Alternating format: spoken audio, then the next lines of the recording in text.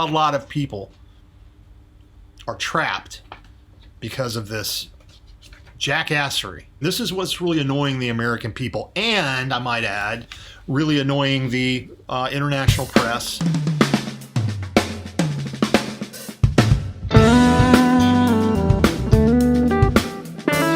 This is the update from Iraq on the Afghanistan situation. I'm also going to update situation in Iraq and have a little commentary about the Biden administration's ongoing attempts to respond in Afghanistan, as well as some things that have been reported. So we'll see how it goes here. Hey, bottom line, folks, the Taliban continues its reign of terror, which started basically when they came into the city. It's reported that the Taliban are hunting down interpreters and others associated with the American coalition efforts in Afghanistan.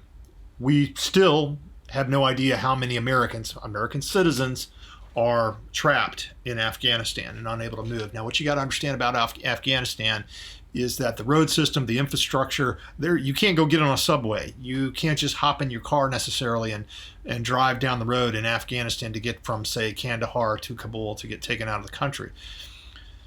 It's exceedingly rugged. You've got to really do some cross-country stuff to get anywhere. You need to have, like, that's why you see in some movies you'll see the Taliban, they're riding motorcycles, dirt bikes and stuff.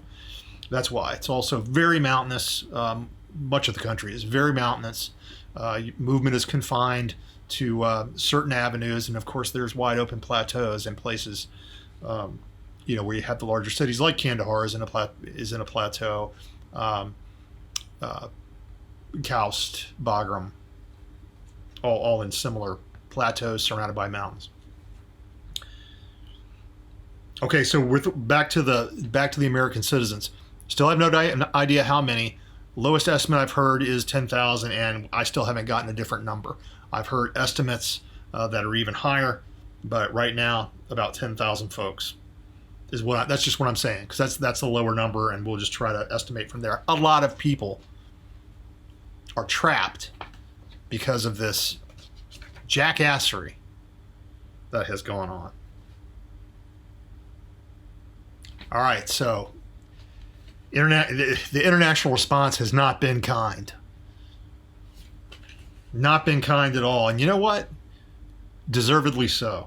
International leaders, including Boris Johnson of Britain, are calling on the Biden administration to extend the deadline for withdrawal past 31 August. Okay, that's great. Folks in Europe think that it's impossible to evacuate all of their citizens, all of the Afghans that they've made promises to by 31 August. I mean, we're on the 23rd right now. In fact, okay, over here, it's almost midnight. Well, it's almost 11 o'clock in the evening. So in an hour, it'll be midnight. It'll be 24 August. Here's the deal, folks. We don't get to decide what the Taliban does. The Taliban has rejected any discussion of extending that deadline. So the enemy gets a vote, right? They've rejected those proposals and, quote, will not tolerate any extension regardless of what's agreed between the U.S. and its allies. All right, so a little bit of commentary here from my part. Despite appearing more coherent in his last speech, Biden is still steadfastly refusing to admit that the pullout was horribly botched. Continues to skate around the issue, and this is what's really annoying the American people, and I might add, really annoying the international press, international leaders, is that he keeps skating around the issue and saying, oh, it's all about getting out of a 20-year war. I didn't want to send more boys back in and keep the war going. No, that's not it. It's the fact that you went in completely without a plan, or at least without a realistic plan. That's evident. And it was completely screwed from the beginning. It's an unrealistic plan.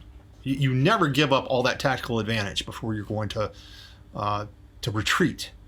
I was having a conversation on the Decision Hour podcast earlier with Adam Bird about, look, if you're a fire team leader and you come back from the squad meeting, you've just been briefed on the mission, and the mission is to conduct a retreat, and you look at your boys and you say, okay, here's the deal, guys. We need to retreat from this position. What we're going to do is we're not going to lay down a base of fire. We're not going to have any cover. We're just all going to take off running at the same time. And oh, by the way, we're going to leave our weapons here. And that's the plan.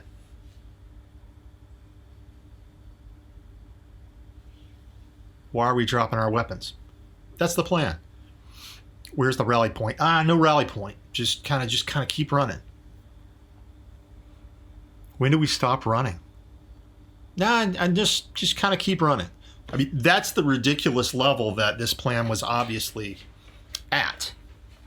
We gave up every conceivable tactical advantage. I've ranted on that for the past couple videos, so I'll get off of it. But bottom line, horrible plan. We gave up all our tactical advantage. We left ourselves zero options. No supplementary positions. No opportunity to exercise a contingency to another, flexing to another location, being able to get reinforced from another location. It's just a bad situation. And this has greatly strained relations with our allies because we didn't communicate what was going on to them.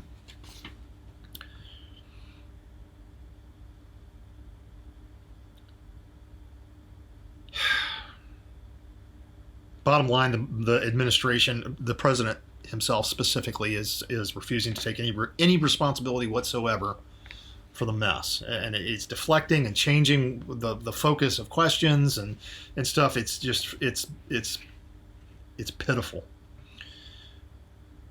The president stated, "All Americans who want to get home will." Let's hope it's not in a box. So I'm going to tell you, this is my opinion. This is not coming from anywhere else. The Biden administration is counting on us, counting on you and me to forget how completely disastrous this event has been. Their strategy, it appears, and this is coming from an Australian news source, their strategy, it appears, is to just kind of ride this thing out until the pictures stop showing up on the TV from Afghanistan, and then they're counting on you and they're counting on me to forget. Heaven help us if Americans are killed. Heaven help us if we have a very large hostage situation. Heaven help us if the Taliban begins executing Americans. Lord have mercy. So, little news. UK press has noted today that the Biden administration is now communicating with the British government, finally. They're asking the US to extend the deadline for withdrawal. Now, the press in Britain is they are noting a lack of faith in the United States. They fear that we cannot be trusted to uphold our agreements. They're afraid we will, quote, cut and run again. Senior members of the British cabinet are reportedly, quote, livid over decisions made by Biden. These largely surround the fact that he's left people behind. They've stated that Biden is pressuring the Brits to leave people behind. Now, this is something that, this is something that has been reported, that there was a very heated discussion between a British brigadier and a commander on the ground, American commander on the ground. Apparently, the American commander was asked to communicate to the British, please stop going to get your people, you're making us look bad.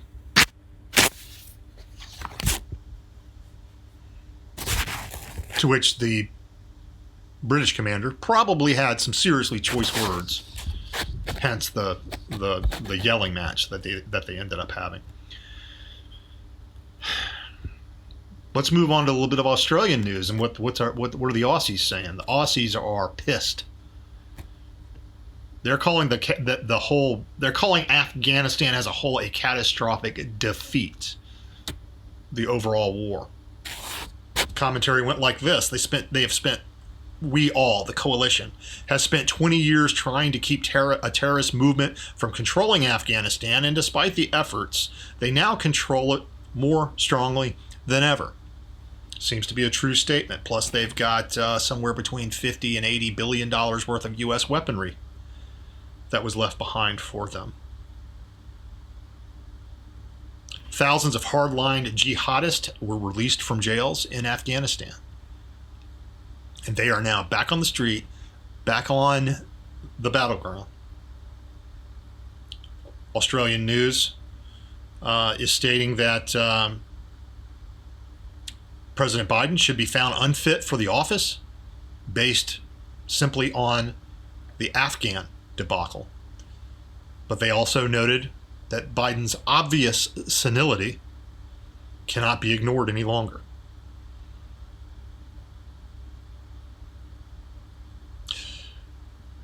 News in Australia is also reporting that ISIS is back in action and planning a big operation against Western countries. We'll see how that plays out. I've not heard anything to that effect. But they went on to say about the Afghan debacle and the fact that Joe Biden should be removed from office strictly based on the failure of that pullout, the complete lack of plan, lack of coordination, lack of contingencies, lack of any sort of realistic, coherent operation. They're saying that he didn't have a realistic plan. That he did not talk to a single world leader, allied world leader, for 2 days. Didn't make a public appearance for 4 days. And then when he did appear, he appeared to be in complete denial of the reality of the situation, and he was making terribly dubious claims, which I've already commented on some of those. I had some comments about the second speech that he made as well, which I found to be absolutely insulting. The first one was insulting as well. Still, these are impressions from the Australian media. Quote, "This event has exposed that Biden's secretaries and so-called advisors are out to lunch. Further, he's appointed Ivy League talking heads. And they went on to say that proper ideas don't appear to ever be getting any traction within this administration. And they're trying to figure out what in the world is going on here. He has assembled a cabinet of, quote, smooth talking people, meeting all the identity quotes, but otherwise incompetent. This event has been described as, quote, the most dismal performance you can imagine from an American administration. They went on to express fear of having VP Harris take over, stating that she is totally unready to take over. They went on to criticize her trip to Vietnam. When the U.S. and the West are in crisis, the optics are obviously not good. And then they expressed the fear that the administration is simply going to ride it out until the coverage stops in Afghanistan. And then they're counting, of course, on you and I to forget and to be stupid. They're counting on us to be stupid, to forget, and to not hold them accountable. All right, so let's move on to Iraq just a little bit, because the world is a much more dangerous place now. Iraq is a much more dangerous place. Our enemies are emboldened. And so here in Iraq, Iran is an issue. And they have greatly influenced the government. They've infiltrated the government tremendously. And, we're anticipating that they may test us here. And then the situation is very different here in Iraq. But let me just take a moment to throw some things out at you that have been reported in various sources. So the U.S. ambassador, Tuller, has expressed concern over the future of Iraq, and the government has asked our forces to stay. He said in a televised interview on Saturday, this past Saturday, that Iraq may be heading toward a worrying path if elections are canceled. So there's elections coming up here soon, just in a couple months, and this is going to be a big deal. We've got some people that want to move the dates of the election, and you can imagine, based on our last presidential election, you can imagine all the warring factions and all the different interests that may be wanting to, for one reason or another, maybe wanting to change how the elections are done, is basically what that's getting at.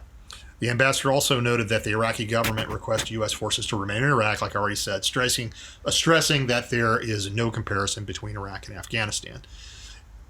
The U.S. is aware of the importance of Iraq, et cetera, but said that Iraq has to change its approach and start respecting sovereign countries. Iran must change its approach and start respecting sovereign countries. And this is pointing to the interference with the government, the interference with the Shiite Muslim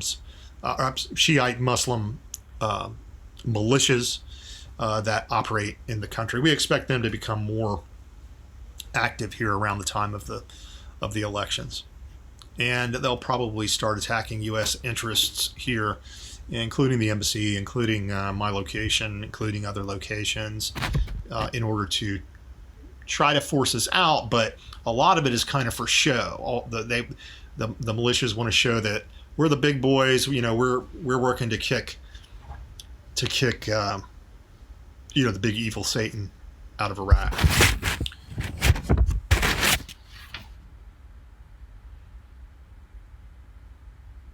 Yep, I covered that. All right, so ISIS is still apparently able to exploit certain areas. They can carry out attacks in areas that are not controlled by the government of Iraq.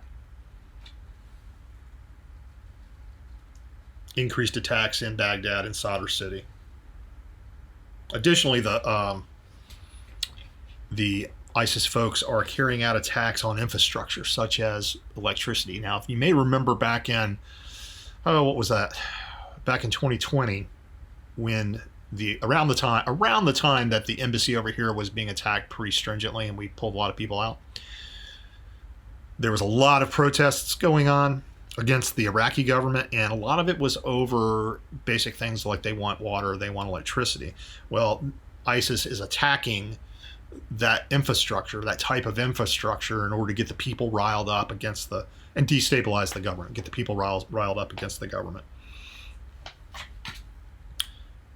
Here's a similarity. Just like in Afghanistan, the current government of Iraq, if it were to go away, would obviously present a great opportunity for ISIS to reemerge in strength within Iraqi territory.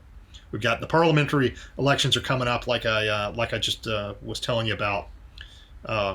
And with all the things that you can imagine that would be going on with an election in a country that has got all these elements, the Shia Sunni divide, the Iranian influence, just outright corruption, people just wanting to give me the money. The Iraqi prime minister, the government is committed to holding early parliamentary elections around October 10th. Set date of October 10th. All right, now, why is this important? Also, by the end of the year, U.S. combat forces are supposed to pull out. Government of Iraq still wants some forces here to help support them, but they can't be combat troops. So apparently there's some issue there as to how we might be able to still be able to provide some security, and yet be able to meet the letter of the law. Now, as soon as the Shiite militias find out that U.S. government troops are still here, they're going to be not happy, and they're probably going to take some action. We'll see how that develops. Already talked about Afghanistan, but just a little bit of news, like news sound bites. 17,000 people were evacuated out of Afghanistan this past week, including 2,500 Americans. Afghans are first going to other countries to be screened before they go back to the U.S. or the U.K. or Canada or wherever else they might be going. And I've already commented that all of this stuff should have been done before we removed our troops, gave up our bases, gave up our weapons. Just freaking crazy. The administration does not seem to know how many people or who we promised asylum to. How are we to know that these aren't ISIS folks? How are we to know that these aren't Taliban folks coming into, say, the US or the UK or Germany or wherever they might be going? So couple this up with the issue on the southern border in the U.S., where we've apprehended several people with terrorist ties. We already know they're using that as a port of entry. And now we're going to fly them into our own, potentially fly them into our own country, and roll out the red carpet for them. Kind of nuts. All right, and I'm just going to close. Today's going to be kind of short, but I'm just going to close with what do we do about this? Or what do we do about a incredibly weak, corrupt administration in our own country that people are starting to see? What do we do, to try to get our country back? And so I always offer up the solution that I believe is at least a solution.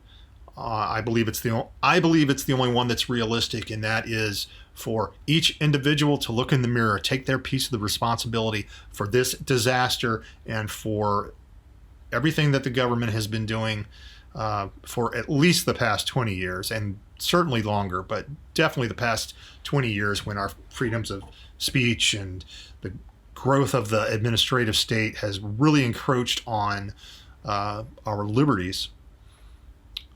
Take your piece of the responsibility. Understand why you believe what you believe. Be able to articulate those beliefs. Be articulate in your arguments, and then go have an argument. Go, and I don't mean I mean go have a conversation with your neighbor. Go have a conversation with another parent at your kid's soccer practice. Go to the PTA meeting, have conversations. Don't back down from debate on issues. Understand why you believe what you believe, and be able to articulate it to somebody else. And you can do it nicely. You don't have to scream and yell. Look, coming right out with someone who has a different position than you, coming right out and calling them an idiot because you think the position is idiotic, is not productive, and you're not going to get anywhere. You're not going to get anywhere. So we have to be fact-based, based in truth, act with courage in the world, understanding your beliefs that are based in truth. Act with courage in the world. Go engage. If you're so inclined, run for a local office or run for Congress. But get off your butt and do something.